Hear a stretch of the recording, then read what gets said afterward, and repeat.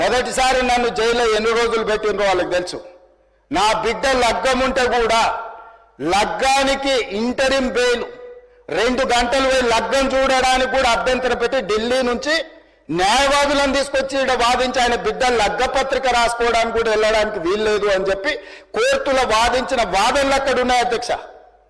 కోర్టున conditional bail ఇచ్చింది అధ్యక్ష. Cherlapally jail నుంచి ఎన్కన్వెన్షన్ ఫంక్షన్ హాల్కి పోయి నా బిడ్డ లగ్గపత్రిక రాసుకొని అక్కడి నుంచి సీదా మళ్ళీ చెర్లపల్లి జైలుకు పోయిన అధ్యక్ష. రాజకీయ కక్ష సాధింపు మీద నాదా? నా బిడ్డ లగ్గానికే పోకుంటే నన్ను అడ్డుకున్నా ఎవరికైనా అధ్యక్ష, మన పిల్లల కంటే మనకేముంటుంది అధ్యక్ష ఈ భూమి మీద?